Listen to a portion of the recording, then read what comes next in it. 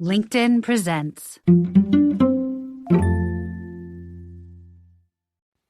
Welcome to the Human Capital Innovations Podcast. We're your source for personal, professional, and organizational growth and development, where we share original research, explore industry trends, and interview executives and thought leaders from across the globe. We hope you join us often for practitioner-oriented content around all things related to leadership, HR, talent management, organizational development, and change management. Maximize your personal and organizational potential with Human Capital Innovations Podcast.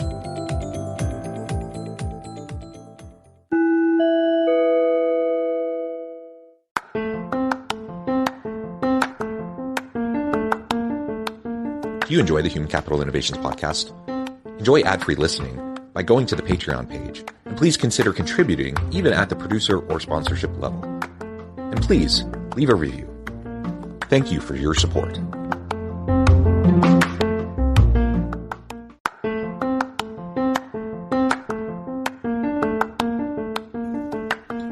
Welcome to the Human Capital Innovations Podcast. In this HCI podcast episode, I talk with Christine Valente about how talent demands change as businesses face talent shortages.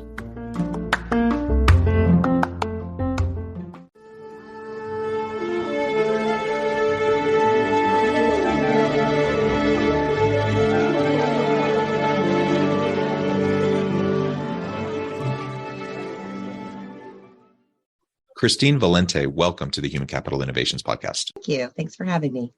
It is a pleasure to be with you. We've been preparing for this for a while, and I'm excited to be able to sit down and have a nice conversation about how talent demands change as businesses face talent shortages. We are in an interesting time, and there's really a lot to discuss and unpack here. So I'm excited to learn from you and hear your perspective with all of the expertise that you bring to the table. As we get started, I wanted to share your bio with everybody. Christine Valente, Vice President of Delivery and Operations for Meridian Technologies, has more than 15 years of experience in the technology workforce solutions space. As a dynamic transformational leader, she has earned a reputation in the industry for building high-focused, client-centric sales and delivery teams that drive growth through innovation and results-driven solutions delivery.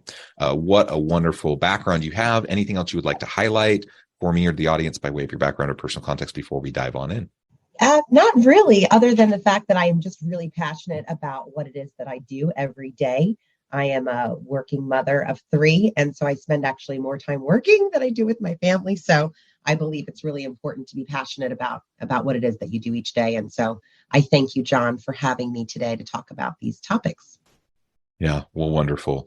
Well, let's dive right on in and frame up for us in your mind, from your perspective, how talent demands change as businesses are facing talent shortages. So we talk about the Great Resignation. We talk about quiet quitting. We talk about the looming recession. And there are already talent shortages before all of that, right? We faced it in certain industries and sectors for a long time. So all of that's already been present. We're layering on all these other things. What does that mean for the changing nature of talent and what organizations need? Yeah, so that's a great question. I think that, it is an interesting time. Things are absolutely changing. Our business is actually 99% technology. So in that segment specifically, again, I think it really is very specific to the area in which we're talking about. But technology, I think we're still very much in a position where there is talent shortages. Specific skill sets are still very difficult to find. So in that domain specifically, I think that there really hasn't been much change over the course of the last few years in there needs to be flexibility. We need to be very mindful of our target market per se when we're talking about talent. Again, very industry specific. If we talk about other areas, that may not be the case. And there might be a little bit of a shift there. But again, as it relates to technology, I think that the talent shortage is still a real thing. And the candidate pool still does have, a very heavily weighted advantage there still. And how does that fit with, all the tech layoffs going on right now? So hundreds of thousands of people, Yeah. in some cases, 10+% of the workforce at certain tech companies have been laid off in recent months. Yet, you're talking about in the technology space that there's still shortages. How does that mesh with Sure. with the current labor force realities and the skills shortages? Yeah. So I think that again, similar to domain specific, I think it's also skill set specific. So there are still areas in which clients are demanding and needing specific talent skill sets. So data analytics, cloud computing, security, are hot topics, AI, machine learning. I mean, there are areas in which they are making investments, but at the same time, they're maybe not hiring as much in testing, for example. So I do think that is very specific to labor category, to skill set. Again, depending on how you're aligned as a business to your customer, I think that you're feeling different effects. So let's talk a little bit about compensation Sure. and other types of benefits that companies could be considering. So we often talk about compensation first and foremost, but I like to think about it in terms of total compensation. So Sure. salary or wage is one piece of the total compensation puzzle. And there's a lot in any type of benefit. It could be monetary, non-monetary types of benefits I would consider to be part of the compensation framework for an organization and part of the strategy. What are you seeing in terms of what companies are considering or should be considering to offer to attract and retain top talent, whether it's, again, the traditional compensation types of packages or other types of benefits?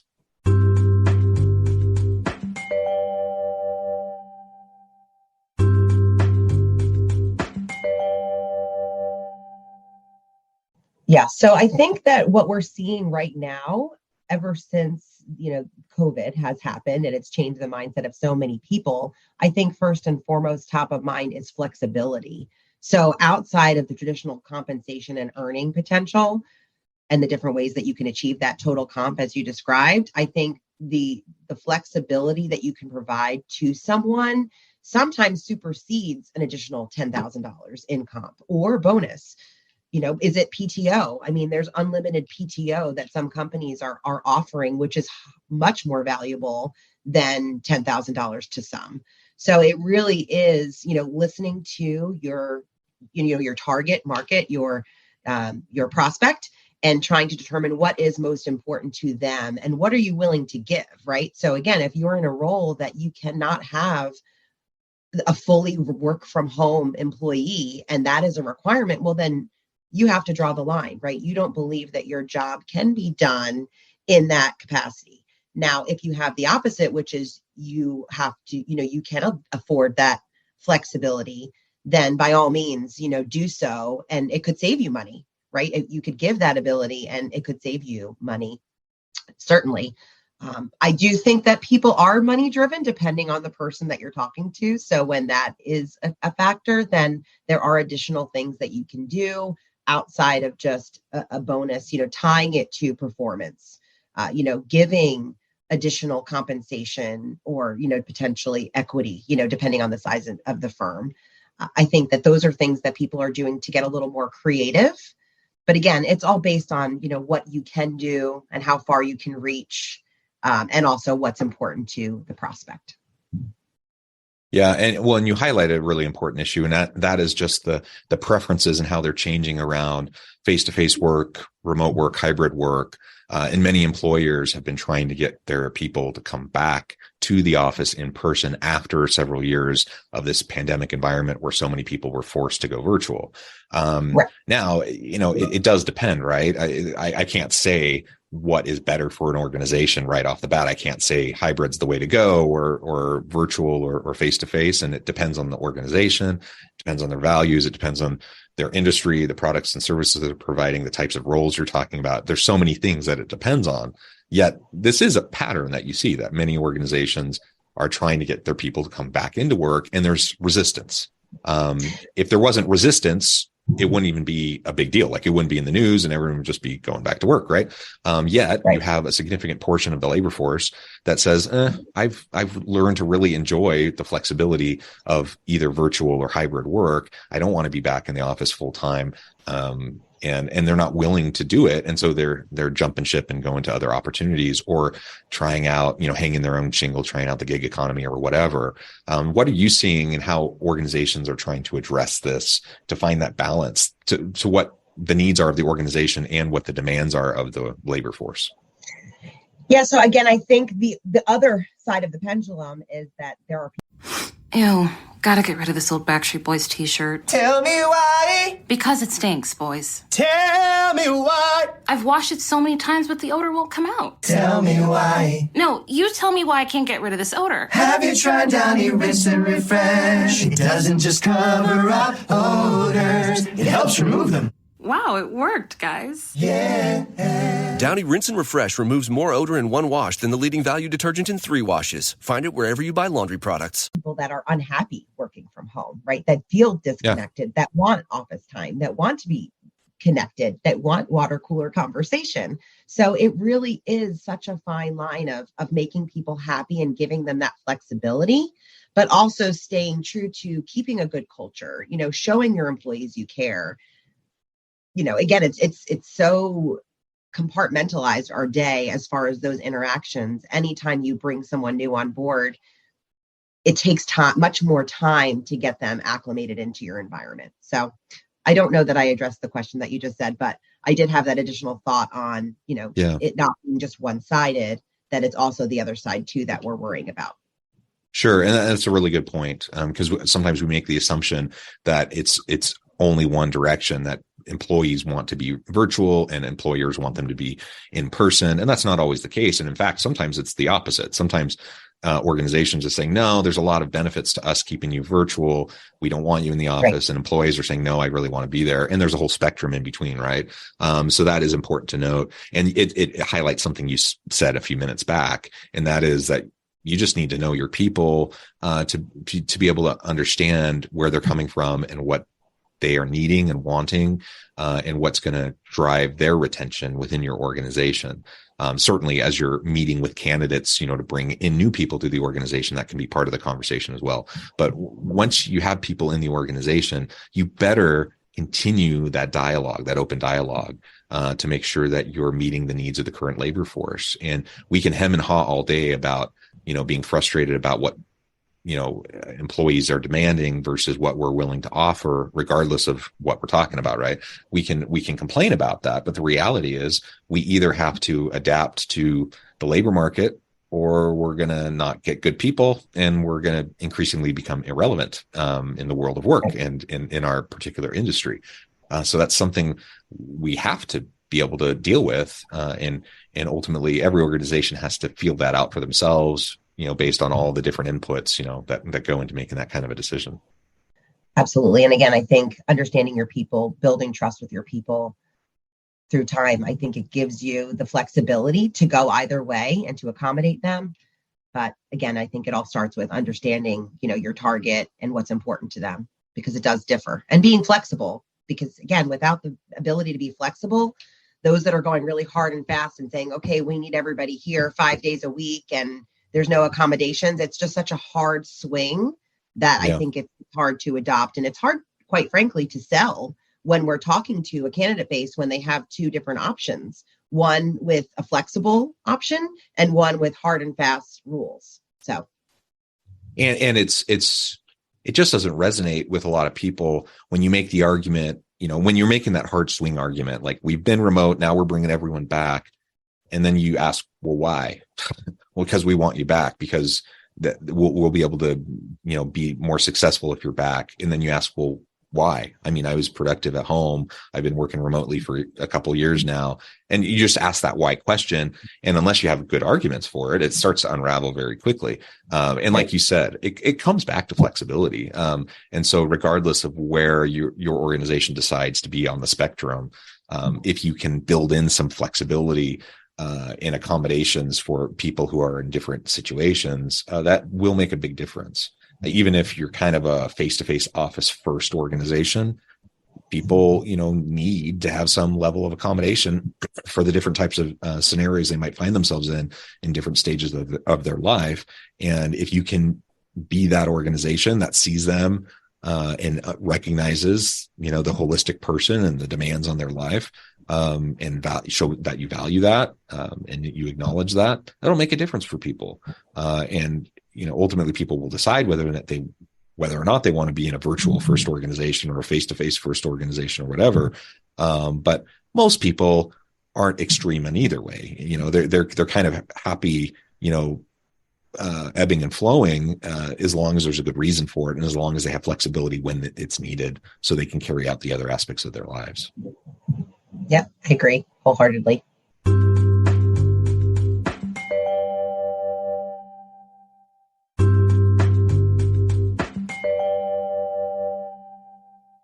So let's talk about some of the most in-demand skills right now that you see. I know one that you had mentioned as we were preparing for the episode is technology staffing specialist. What is it specifically about that kind of a role and that kind of skill set that's in such high demand right now, and maybe others that come to mind as well? Yeah. So in our world, we really kind of run the gamut of technology skills, and top of mind is security. So again, when the world shifted to a very remote world, security has always been a top priority for many companies, but I think exposure has, exponentially grown with everyone working remote and having access to different systems virtually. So I think that really is top of mind as far as in-demand skill sets in technology, data analytics, data visualization, data storytelling. Companies are really trying to get every little bit they can out of every little bit of information that they have. And so in order to do that, they're using data analytics. They're using insights that they're gleaning from their data to make business decisions more so than ever, because they have more data than ever. So I think that will continue to be, top of mind and top priority in a lot of our clients through the year. Outside of security, machine learning, artificial intelligence. Again, those are accelerators in everyone's business. So any way that we can add additional horsepower to growth, those areas are really places where companies will continue to make investments, and we think we will see continued growth in those segments. Outside of that, creative marketing, user experience design, those are areas in which, again, we are constantly trying to improve as an organization, and as our clients try to improve their customer experience to really just gain market share. Again, anything that's tied to return on investment and making more. I think that we'll see some additional investments. And then cloud computing. Everyone's moving to the cloud. So again, I think that's another area that we are seeing, continued growth, and we'll see continued demand. Yeah. I completely agree. And then it comes back to, how do you attract and retain top talent in these types of areas? And we could list a whole bunch of other things too. We're focusing in now on a particular kind of subset of the labor market and certain types of skills and certain types of jobs. But regardless of what we're talking about, if we zoom back out a little bit and talk just about attracting and retaining top talent in this current environment where there's skills gaps and it's hard to get good people, any kind of summarize, takeaway advice as we end the episode today that you would give to leaders about what they can be doing within their organizations? Sure, absolutely. So I think you heard me say it several times today. I think flexibility is top and key in my mind. And when I talk to people, I think that is most important, followed by compensation. Obviously, that is always and will remain a top priority. But again, if given two opportunities or two choices, at the end of the day, it will be coming down to the person and what's most important to that particular individual. So really peeling back the onion, really understanding what's important to the prospect or to the candidate that you're pursuing prior to offer, really just getting an understanding, and is a culture, right? And how can you align to that, I think is really important when we're talking about the offer and attracting talent. And then when we talk about retaining talent, it's really all about making sure that you put your money where your mouth is. So anything that you've promised initially, as far as flexibility, as far as compensation, as far as culture, it's not that you just drop someone in your virtual world and you forget about them, but that you actually hold events where you bring your team together. Maybe have a monthly, quarterly trivia game where everyone's connecting. Bring people into an office once a quarter, to bring that connection together, but also understand that they don't want to come into the office 5 days a week, potentially. And how can we accomplish our mission and our job, our role, while still balancing, the things that are important to our people? Yeah, absolutely. Christine, this has just been a real pleasure. I know at the time I need to let you go here in just a minute, but before we wrap things up for today, I wanted to give you a chance to share with the audience how they can connect with you, find out more about your work, your team, and then give us a final word on the topic for today. Sure. So you can actually connect with me on LinkedIn. You can find me, Christine Valente. I work again with consulting solutions, specifically Meridian Technologies, which is part of the consulting solutions family of companies. Again, I'm super passionate about what I do. I have a wonderful team of people that share the same passion. So I feel very fortunate to be here sharing my thoughts. But again, I think as we move forward into this year and consider the things that are hot skills or hot topics, really consider opening up, casting a wider net, being a little more flexible, considering what's important to the people that you're prospecting and that you're trying to attract from a talent standpoint. And again, really focus on what's important to your current existing teams. Make sure that we're connecting enough in this virtual world, because it's very easy to get stuck into your grind every day and lose sight of what's really important, which is connecting with people. Amen. That was wonderful, Christine. Thank you so much. It's been a real pleasure. I encourage the audience to reach out, get connected, find out more about what Christine can do for you. And as always, I hope everyone can stay healthy and safe, that you can find meaning and purpose at work each and every day. And I hope you all have a great week.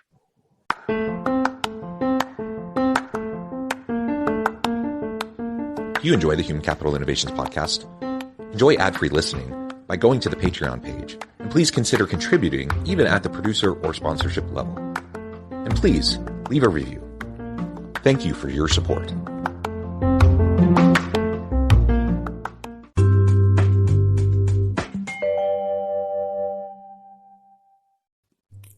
Thanks again for joining us for this episode of the Human Capital Innovations podcast.